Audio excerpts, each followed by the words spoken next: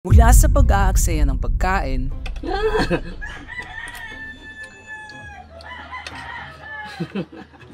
hanggang sa pagwasak ng mga mamahaling kagamitan. Sipa. Ayan. Sandali. Hindi pa ba? Oh. Hindi pa. Ito lamang ang iilan sa mga content na ginagawa ngayon ng isang pamilya na dating nagbibigay ng aliw, na ngayon ay biglang nawasak ng dahil din sa mga ginagawa nila. Ang Kawonder Family ay sumikat dahil sa mga videos nito na hindi pangkaraniwan, dahil habang ang ibang mga content creators ay abalang-abala para itago ang pagkakascripted ng kanilang mga videos, the Kawonder Family decided na sumalungat sa agos na ito at pinakita nila sa lahat ng kanilang mga manonood kung gaano ka-scripted ang kanilang mga content. Akala ko mayroong laman yung balde. Sus.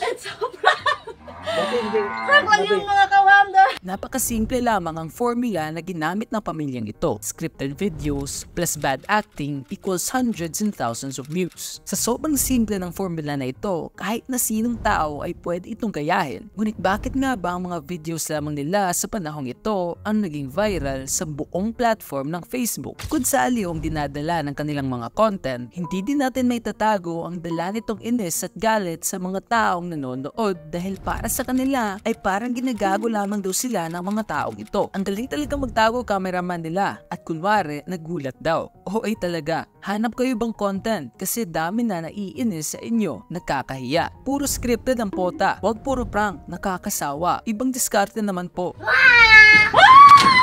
Ako lang! Ako lang! Sa kauna-unahang video ng Kawonder Family, hindi talaga nila sinasadya na maging halatang scripted ang kanilang ginagawang video. At gaya na lamang sa ibang mga content creators sa panahong ito, they actually did their best para hindi mahalata na scripted ang kanilang ginagawa. Kung saan makikita din natin sa comment section ang pag-encourage sa kanila ng ibang mga viewers na konting practice pa daw para gumaling sila sa pag-arte. Kunting acting pa po, more practice. More practice pa po, Kawonder. Ngunit dahil hindi nga ito gaano kagaling umarte at minsan naman ay sobrang OA na nito, kaya kahit na seryoso sila, lumalabas na lamang ito bilang nakakatawa. Asama ka? Nganong Nagdala-dala makagambag? Mulalas na ko! Uy! Mulalas na ko sa tong ato ang panimalay! Ginuulan ako! Kinsa kay mo? Loto aning sudan di ayo. Ikaw na yung luto, anak! Ikaw na mo atiman sa atong mga anak, kay mula ayas na ko. Di na ko kaagwanta sa atong kapobrehon. With this video gaining over 100,000 views, naging inspirasyon nito para sa kanila na ipagpatuloy pa ang kanilang ginagawa. Hanggang sa dumating ng araw matapos silang mag-upload ng 6 pa na videos, hindi nila inaasahan na ang video pala na i-upload nila sa buwan ng February of 2023 titled "Sasama Ako sa Ibang Lalaki Prank kay Mister." Grabe reaction niya ay magkakaroon ng mahigit 8 million total views. Meron talaga. Wala nga! Meron. Oo na! Meron! O ano? Masaya ka na? Hindi Ginawa ko ang lahat gagawin mo sa akin. Kasi, hindi na kita mahal. Magpasensyahanay muna tayo. Sasama na ako sa ibang lalaki. Meron talaga? Oo! Mahal na mahal kita. Huwag mo akong iwan. Huwag mo akong iwan. Following this video, parami na ang mga views na nalilikom ng Kawonder Family. Paunti-unti na silang nakikilala ng mga tao bilang isang pamilya na gumagawa ng scripted pranks. 1.9 million views, 1.2 million views, 3.8 million views, 2.1 million views. Sumusunod din ng mga buwan, parami ang mga taong mayroong samot-saring reaction, may naaaliw, naiinis, at mayroon din namang sumusuporta sa kanilang ginagawa. At kasabay din ng pagdami ng kanilang views, ay ang pera mula sa Facebook na pumapasok sa kanilang mga kamay, na kung saan makikita natin na ginamit din naman nila sa mabuting paraan, gaya ng pagtulong sa mga taong nangangailangan. Andito na po kami sa bahay ng itong mga Kawonder, sa itong PWD na itong bata to, katulad ko mga Kawonder na PWD ako. Kasi inutusan kami mga Kawonder kay Wonder Family na yung tulong na to. Yung pera na to sa yung dalawang PWD na to. Ang tanong na lamang dito ay kung scripted pa rin ba ang pagtulong na ito. Habang tumatagal, parami na din ng parami ang mga tao gumagawa ng ganitong content. O kaya naman, baka sinabihan din nila ang kanilang mga kamag-anak na gayahin ng content na ito. Kaya nagsilabasan ang mga pages na mayroong Wonder sa pangalan nila, gaya ng Wonder Family,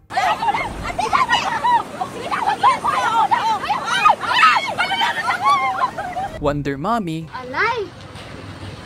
Halangan ka! Wanag isa kong mata, diba? Ay! Wonder Nanay Vlog,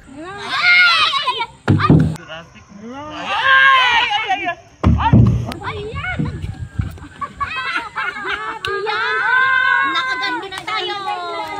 Dahil din dito, parang napapagod na din ang mga tao sa panunood ng ganitong mga content. Kaya nagresulta ng pagbaba ng kanilang mga views dahil hindi na lamang sila ang mga taong gumagawa nito. Scripted pranks, scripted videos, at mga vlogs na hindi masyado entertaining. Ano na yan? Parang mga tanga, kainis. Sa ngalan ng pera, lahat ng ka-OA-han gagawin. Nang dahil sa pagbaba ng kanilang views, sinubukan nilang mag-isip pa ng ibang mga paraan para tumaas ulit ito. Dahil nga maraming mga tao ang nagagalit din sa kanila, Kaka-Wonder Family decided na mas pagalitin palalo ang mga taong ito. Cellphone parody ang pamagat ng video na pinalabas nila. Makikita natin na pinag-aaksiyan lamang nito at pinaglalaruan ang kanyang kinakain.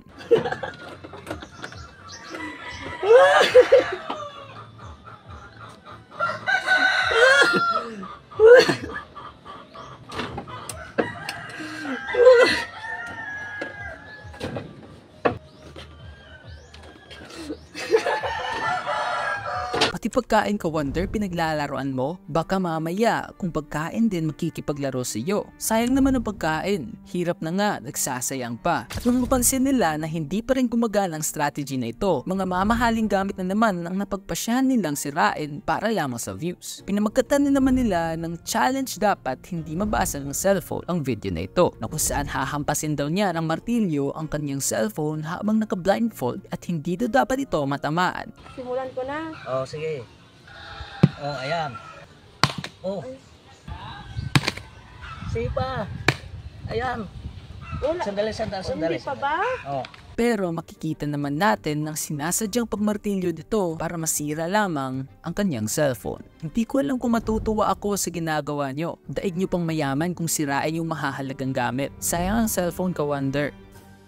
Isa din siguro sa dahilan ng pag-upload nila ng mga videos na parang desperado na sila magkaroon ng views ay dahil sa kumakalat na litrato na naubos na daw ang kanilang pera dahil sa pagwaldas doon ito. The photo stated na, "Lagi namin sinasabi sa inyo noon, hindi kayo nakikinig. Winaldas nyo ang pera nyo. Kami dito, pagod na pagod, halos walang pahinga. Ngayon, anong nangyayari sa inyo? Para kayong namamalimos. Samantalang nung may pera pa kayo, hindi nyo inayos ang paggastos. Mahirap umalik sa hirap ng buhay, pero hindi kayo nakinig." Maging scripted man o hindi ang post na ito, kikita naman natin sa mga signs na parang bumababa na talaga ang sweldo ng Ka-Wonder Family. Mula sa pagbaba ng views, paggawa nito ng mga content na makakagalit sa mga tao, hanggang sa paglimos nila ng stars sa comment section. Kahit na sobrang liit lamang ng mga bagay na ito, kung pagsamasamahin natin ang lahat ng mga ganapan na nangyayari sa kanila, tiyak na sobrang laki talaga ng impact nito sa kanilang buhay.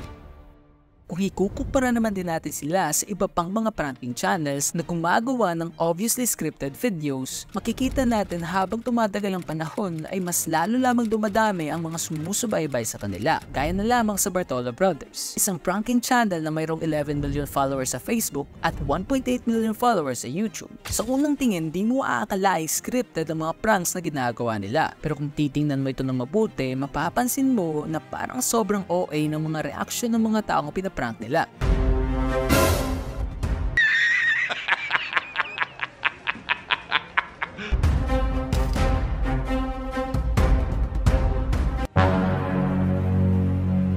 At hindi lamang ito sa isang video, kundi halos lahat ng video ganito ginagawa nila. Sobrang OA ng mga reaction para maakit ang mga manonood.